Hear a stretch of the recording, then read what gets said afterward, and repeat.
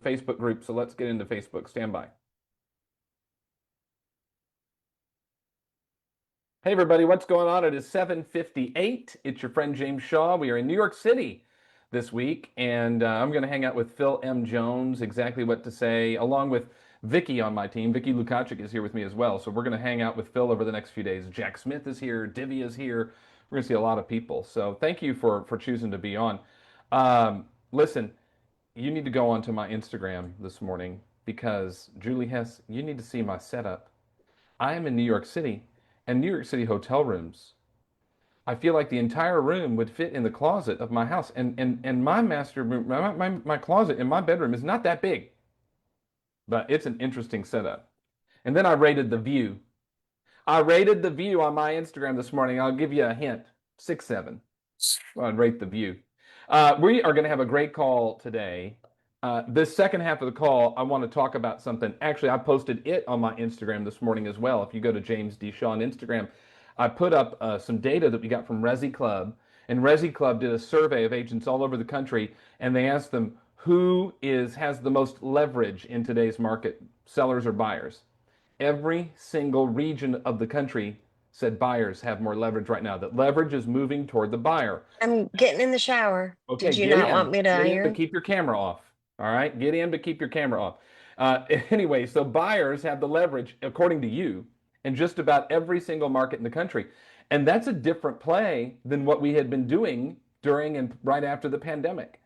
And so there are three things I think we need to consider when buyers have leverage. And I shared those three things on my Instagram story this morning. And then we're going to go deep on those three things on the call over the next 3 days. So I'll share what those are in just a second. But before we do that, something good. Julie Hess, good morning. Good morning. I have something good, very good, personal. For years, we've been skiing down at a place called Deep Creek, Maryland. My cousin has a place on the top of the hill, beautiful $1 million view. And every year we're there, my husband keeps saying, call her, see if she wants to sell. And I'm like, she'll never sell. She'll never sell. Why would you? Why would you sell this place? We bought land a few years ago, then COVID came and we couldn't build.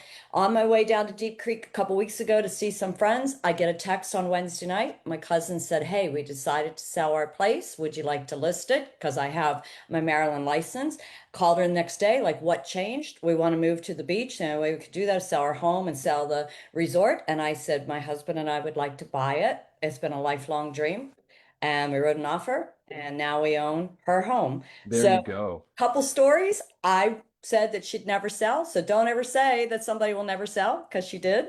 I didn't listen to my husband. And anyway, we bought it and we have settlement we have settlement in October. So we are just thrilled. Congratulations, Julie. Thank What a you. great share. Great news. We got time for one more. Pat, it's you. We don't hear from you very often, Pat. So I have something good. Yesterday I had a settlement just under $1.8 million for my buyer. But here's the other thing. The seller was offering less commission than was in my buyer agency contract. It's a big chunk of change at that point. And I told my buyer, he said, not a problem, not a problem. So he was able to, we put it on the sheet. So I just wanted to let some people know that stick to your guns, have some standards, stand your ground, just say something and then wait to see what they say. So it was a very big, wonderful day for them and for me. And it's a great story for me to share with anybody who says, well, the commission, they're never gonna. Don't ask, you don't get. So that's my Know your big share. value. Know your value. People pay you. People pay for quality and good work and great advice, and they will do that, Pat. And you provide that, no doubt about it. Before we go on, two things. Number one, today, 2 o'clock Eastern, is our Wednesday webinar, and I'm interviewing my friend Dawn. She is the regional director of the Southeast region, the award-winning Southeast region for Keller Williams. Her new book is out called Trailer Park CEO, and it's 12 leadership lessons that she's learned on her journey from growing up in a very poor community in Louisiana to now becoming, she's been CEO of multiple different organizations, and her leadership lessons along the way. So Dawn and I are going to chat at 2 o'clock Eastern. Wednesday webinar.jamesdshaw.com is where you can sign up. 2 o'clock Eastern. Of course, we'll share the recording with all of you as well. And then Matt Cannon, we got the Survivor Pool starts this week. So Matt, give us a brief overview on how that works. James, we got it. It's moving. The train is rolling. Hey, look, I'm going to put some details in the chat, but essentially, you donate $50 to KW Cares or KW Next Gen, and we you get the invite to the league, and we got some prizes that are bigger and better than ever. One of those prizes includes guest hosting the call with James, with you. So you can get on there and guest host. Now, I will say this. Someone has asked, hey, what if I don't want to do a co-host with James? Well, in that case, you can donate your co-host spot to Ian, and Ian would be the co-host of the Pivot Shift call with you, James. So just so you know, FYI. All right, so I'd have to do all the work as always. Got it. Basically, Matt Cannon, it'll be thank 5 you, minutes. friends. The link will be in the chat for anybody who wants to join the Survivor Pool. You pick a winner, one game, one winner. It's that easy. If you get it right, you move on. If you get it wrong, you're out, but you can buy back in for 25 bucks. All right, so I posted this morning on my Instagram about this survey that came out from Resi Club where they asked agents who has the most leverage in today's market, buyers or sellers. Every single region of the country said that the leverage is moving toward buyers. And I thought, well, that's not how it's been for a while. Like the sellers have had all the leverage, and maybe even in your town they still do, but it's definitely moving toward buyers. And so I said there are three things that I think we need to consider, and I shared all three of them on my Instagram post. So go to James D. Shaw. And then over the next 3 days, we're going to unpack them. We're going to talk about them. The first one is that we've got to get clarity on our buyers' expectations about the market. What is it that they think happens? What do they believe they have leverage in? Do they think that everything's overpriced and they're going to get a deal on everything when the truth is you still have multiple offers in your town? Like, do they truly understand the market? We have to make sure that they understand what cards they hold and that it's not all of them. We've got to bring clarity to them so they can participate in this market confidently, not emotionally. We've got to help them understand what it means when there's more inventory. That, by the way, sellers are a little bit slower to adjust to this change, by the way, and what that might mean for them. That interest rates are having an impact as well and how they can prepare for that. But just because they have more leverage doesn't mean they can lowball every home that they see, or that they don't have to compromise in some way, or that they can just wait and there'll always be more options. We have to help them understand the market. In Shift, page 177, Gary and Jay and Dave say this: buyers can become easily paralyzed in a shift. Too much information, too many choices, and too many opinions can cause confusion and fear. Able and ready buyers become confused about what to do and afraid to make a mistake, and instead of stepping up and being willing to buy, they just back off and wait the market out. And we've got to help people find confidence and clarity if they're going to become willing buyers. So I want to hear from you today. How are you providing? How are you helping them get confidence and clarity? How are you helping them understand the changing market? That yes, they may have a little bit more leverage, but it doesn't mean that they can get everything. I want to hear from you about how you're addressing that. What data are you showing them? How are you helping reframe expectations? How are you helping them understand their opportunity? So Dan Tamarkin, we'll start with you. Oh, great, James. Let me pull over here. So I had this conversation with a client that was referred to me recently, and he said, Dan, I want a deal. I want a deal. And I said, we can get you a deal, but please recognize that sellers, there are three types of sellers. There's the type of seller that prices is high to sell with room to negotiate. There's going to be people that know what's sold recently. They're going to price in the market. And then reality is there's going to be people that are really motivated to sell, and they're going to price below market value. And when they do that, there's going to be a lot of people there. We're still competing. Regardless of what the market is, you're going to have those three types of buyers or sellers. So it's going to depend upon each situation. And the good news is I'm going to let you know what situation it is, whether they've priced it right, priced it with room to negotiate, or price it below market value where we really need to come in with our best value. And to put that in this situation, what we ended up doing was we found a seller who was really motivated. We ended up getting their property for $15,000 below what they had it on the market. And we got a great house at a great price because we understood what that individual seller's situation was, and where other sellers or buyers were scared away by the price. They priced it too high. We came in at a really competitive, lower price, and our buyer was thrilled for that. So just understand what type of seller you're working with, and understand their situation. and you'll be able to guide your buyer correctly in any situation. About asking the right questions, getting clarity. Dan Tamarkin, thank you so much. I'm going to jump up to Miranda in Chicago. She sells a ton of houses. Your market's really interesting right now, probably still leaning a little bit towards seller, but that's backing off a little bit, right? Oh yeah, our mark. Well, I keep saying on my Monday market update that we kind of have two different markets because under 500,000 stuff is still selling with multiple offers in a couple of days. But over 700,000, we have actually a buyer's market. We have 7 months inventory over 700,000. So the first thing that I do with every buyer consultation is I go over the market. I ask them on a scale of 1 to 10, how familiar are you with our current market here in Crystal Lake, Illinois? How familiar are, I know you hear national news, but how familiar are you with our market? And usually, their answer is like, oh, 5, maybe, some people might say a 3 or 4, but at least I get a gauge of what they think their knowledge is, whether that's true or not. And then I go through what the average sales price is in our market. And then I tell them about that there's two different markets and that if you are under 500,000, you have to be prepared that we are still in a very competitive market, especially if that home is updated and move-in ready. They could potentially, I just listed a house on Thursday. We had 5 offers, all over list price, and we're under contract $30,000 over list price. So it's a very competitive market depending on the price. And so the thing that I do is I try to really make sure that my clients understand the market that they are participating in and make sure that they are ready to participate in that market. Because some people think they're ready to buy and they actually aren't because they aren't ready to participate in the market as it is.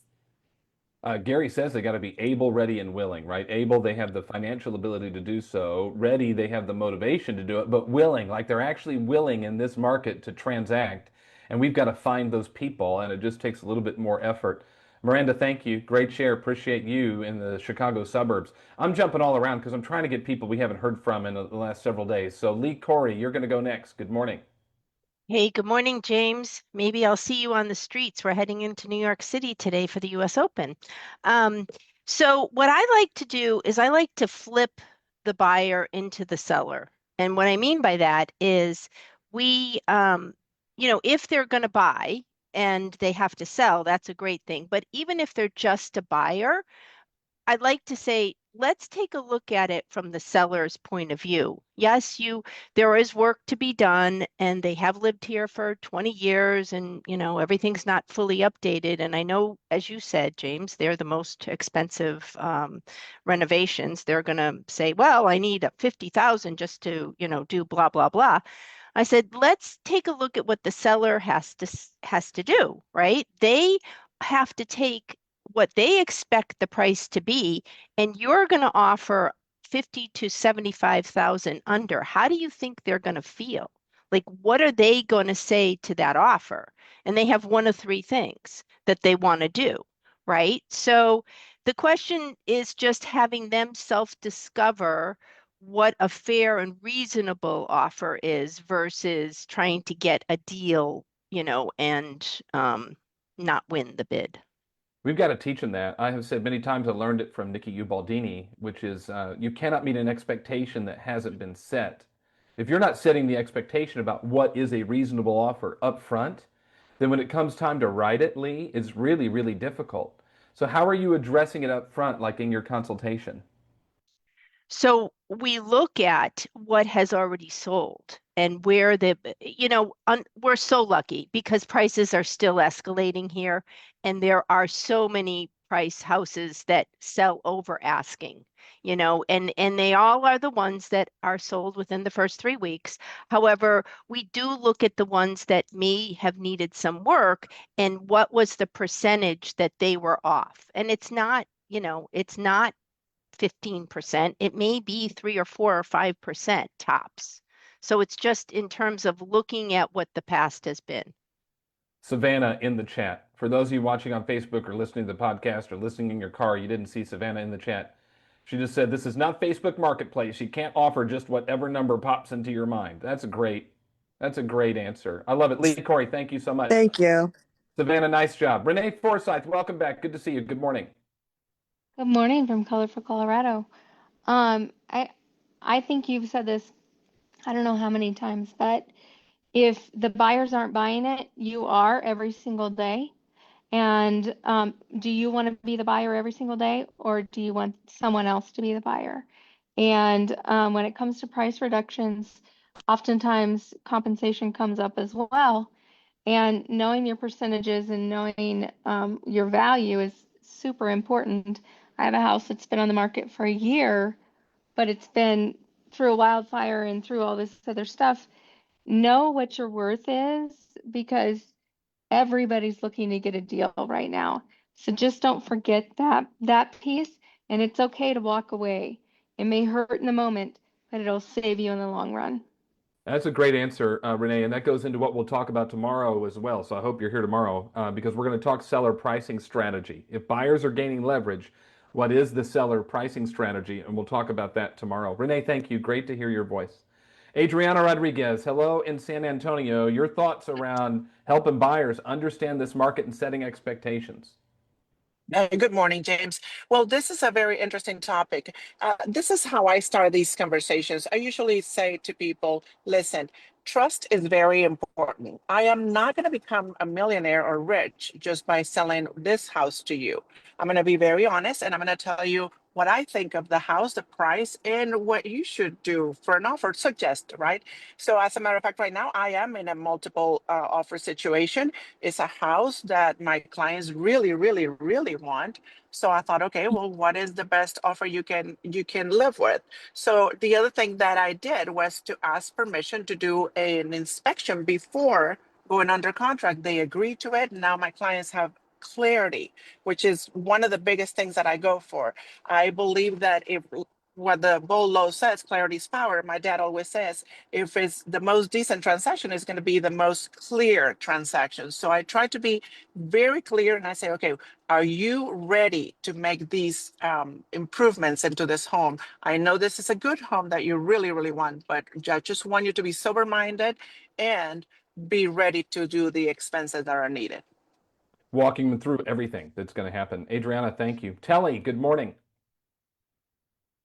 Good morning from Connecticut. Good morning, James. Thank you so much for the opportunity. The biggest thing that I do, and I did this with a woman last week when we were about putting an offer in, she saw a place, she absolutely loved it. And I said, on a scale of 0 to 10, how much do you like it? Oh, an 8 or 9. Can you make it a 10 without moving walls, without doing things? Yes, absolutely, I can. Can you see yourself here? Yes, absolutely. Okay. But if they do say, oh, I want a deal or something, I say, how would you feel if you lost this to another 8, to another potential buyer? How would that make you feel? Would you be looking at every single house and saying and trying to replicate everything you have in this home that you could see yourself in, and just driving into those pain points to make them realize you're right. If I want it, I've got to go for it. I've got to make it happen, because how am I going to feel and what is it going to be like if I don't succeed in getting this? And just asking those right questions to get them to self-realize that, this is it. This is the one. This is what I need to do. It's not about getting a deal. It's about truly making my family and achieving the dreams that I have as a homeowner. Thanks as always, James. Yeah, great share, Telly. I mean, to wrap it up, I think here's the things we have to consider, right? To help set expectations in a market where buyers are getting a little bit more leverage, we have to provide them with the data so they understand what that leverage means. That it's not they get everything they want under the sun. We have to clarify what's realistic versus what is a wish, a hope, a dream, and a prayer, and set the stage on that, because it is not 2008, it is not 2009. It's they might have leverage, but it's still different.